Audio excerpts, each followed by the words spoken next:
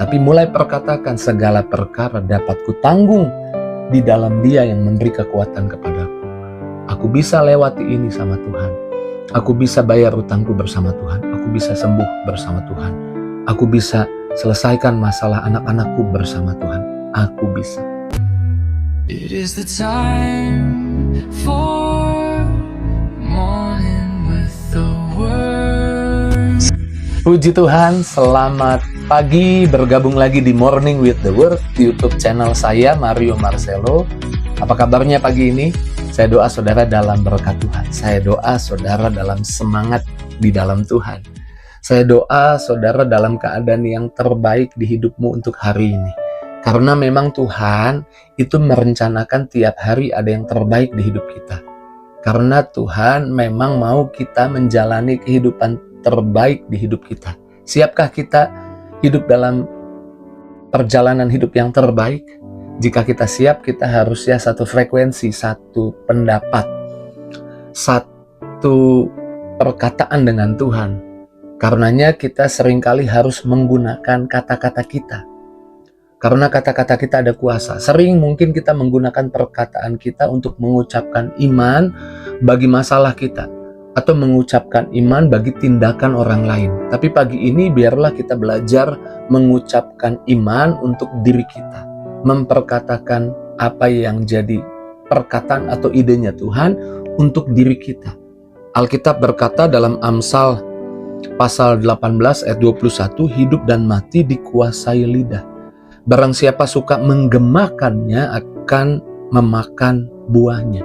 Kita akan gunakan perkataan kita untuk mengucapkan berkat buat diri kita. Karena apa yang kita katakan membentuk pemikiran kita, membentuk perasaan kita, dan akhirnya membentuk tindakan kita. Kita harus berkata apapun keadaan kita, apapun masalah di hidup kita, kita harus berani berkata, aku yang terbaik yang Tuhan punya. Versiku adalah versi terbaik yang Tuhan sudah ciptakan. Aku spesial. Jangan bilang hanya karena ada masalah, hanya karena ada tantangan, ada urusan yang sulit yang terjadi di hidupmu, lalu engkau berkata, aku orang biasa-biasa, nothing special. No, kamu spesial. Katakan itu, aku spesial, aku terbaik. Aku yang terbaik yang Tuhan ciptakan. Daud menyadari itu. Daud berkata dalam Mazmur 139 ayat yang ke-14, aku bersyukur kepadamu oleh karena kejadianku dahsyat dan ajaib.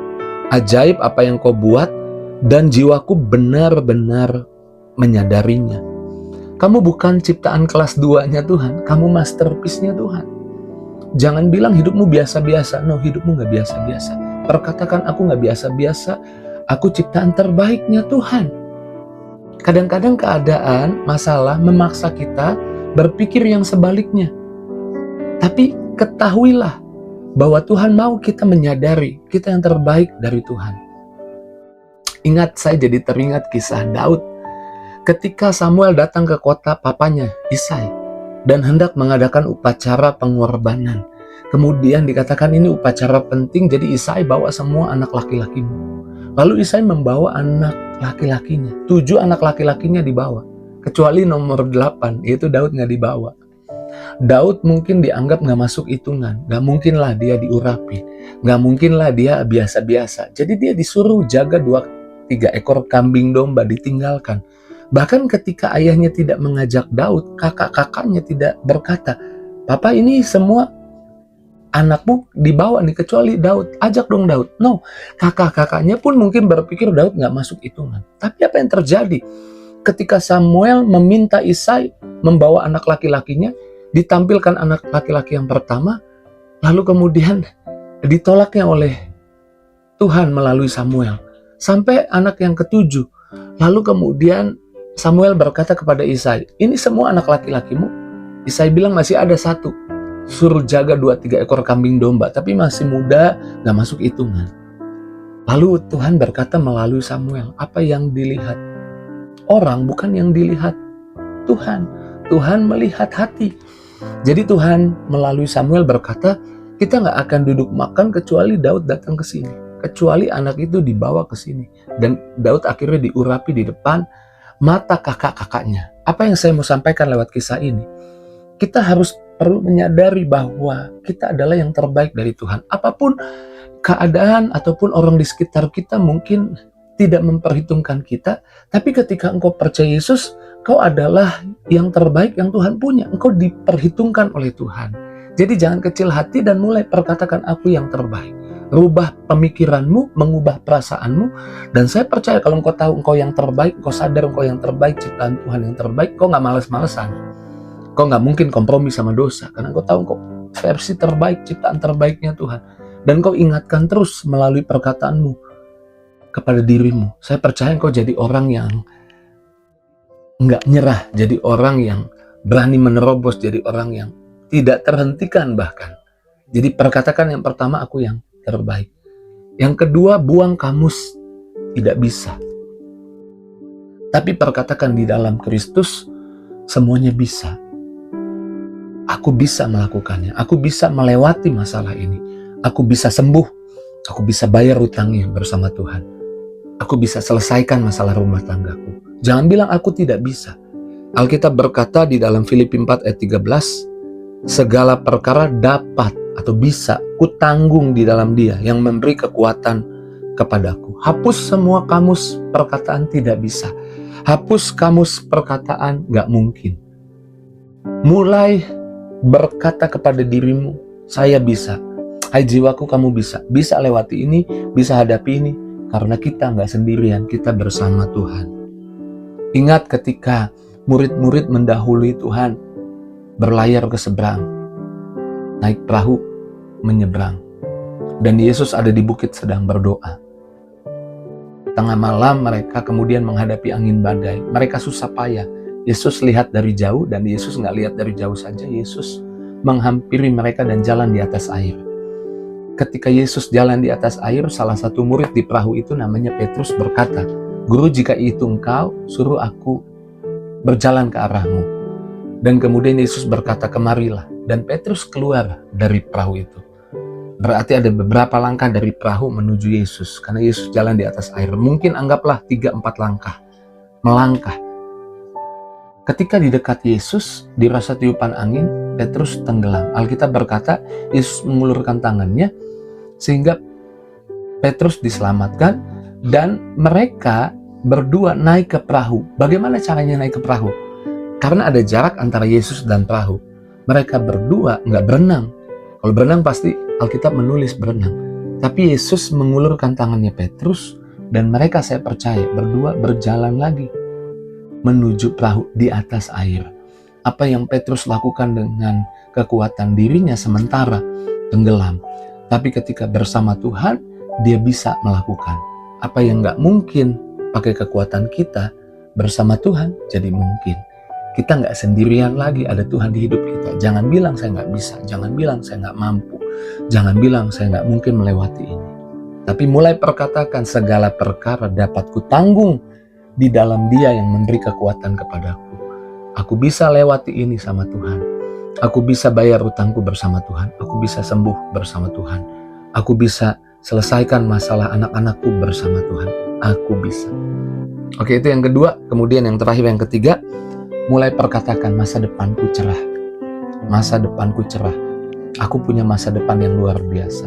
Sekalipun yang kau hadapi, yang kau lihat secara kasat mata bertentangan dengan apa yang kau percaya, tapi mulai perkatakan apa yang jadi janji Tuhan. Amsal 4 ayat 18 bilang begini, tetapi jalan orang benar itu seperti cahaya fajar yang kian bertambah terang. Jadi bukan hanya terang, tapi kian bertambah terang hingga rembang tengah hari. Kian bertambah terang, semakin terang.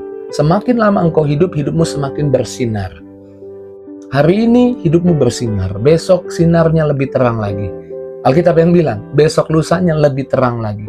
Semakin lama engkau hidup. Dalam salah satu teks lain dikatakan, semakin lama engkau hidup, semakin engkau terang benderang, semakin engkau bersinar.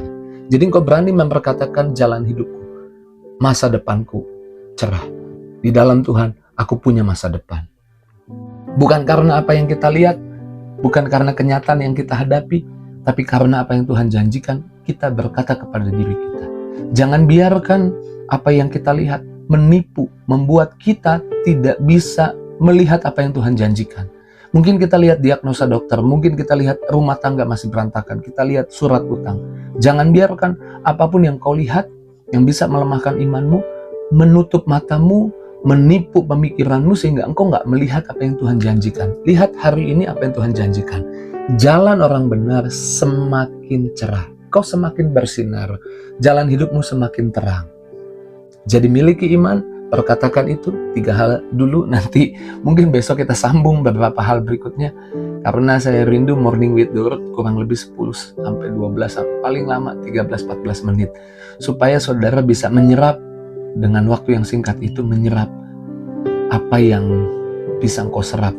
Karena seringkali daya tangkap kita memperhatikan renungan itu sekitar 30 menit, tapi itu kalau di gereja. Kalau di renungan harian, biasanya maksimal itu daya tangkap terbaik itu di 15 menit ke bawah. Saya doa 10 menit ini kau menangkap yang terbaik, tersimpan di memorimu, tersimpan di hatimu, dan kau ingat, kau harus memperkatakan, aku yang terbaik di dalam Tuhan. Segala perkara dapat kutanggung di dalam Dia, masa depanku indah, cerah, gilang, gemilang. Puji Tuhan, maka engkau akan mengalami versi terbaik hidupmu hari ini, menjalani kehidupan yang terbaik. Kita doa, terima kasih Tuhan buat firman-Mu. Hamba percaya setiap anak-anak-Mu boleh dilawat di jamah pagi ini. Tuhan Yesus, terima kasih Kau menyemangati kami kembali. Kau memberitahu kami betapa penting kami memperkatakan iman juga buat diri kami. Terpujilah nama-Mu Tuhan. Tuhan mau kami hidup dalam iman. Biarlah setiap anak-anak-Mu yang mendengar Morning with the Word dilawat Tuhan, disembuhkan, dipulihkan, dilepaskan, dibebaskan, dipulihkan ekonominya, bahkan dipermudah perjalanan hari ini. Apapun yang harus dihadapi, ada kemudahan, ada berkat dari Tuhan. Di dalam nama Yesus kami doa bersyukur, haleluya. Sama-sama kita katakan, amin. Pagi ini saya belajar berkata firman buat diri saya, karena itu membuat semangat saya naik. Dan waktu semangat saya naik, saya berani melangkah menghadapi masalah saya. Jika itu jadi responmu, tulis di kolom komentar. Jangan lupa tinggalkan jejakmu di kolom komentar. Komentar saudara memberkati saya, walaupun hanya tulis amin mungkin, haleluya, atau saudara punya hikmat yang lain, tulis di sana, boleh memberkati saya. Dan kita boleh saling menyemangati, memberkati. Doa saya, bagikan link Morning with the Word ini di status WhatsAppmu mungkin. Saya percaya waktu engkau membagikan, mungkin 20 orang melihat tapi mengabaikan. Tapi saya doa biar ada 1 atau 2 orang yang kemudian mengklik, memperhatikan. Dan mungkin mereka dalam masalah, jadi mereka dikuatkan. Saudara jadi berkat, bukan hanya diberkati.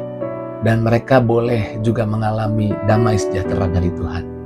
Terus maju dalam Tuhan, Tuhan memberkati setiap kita. See you!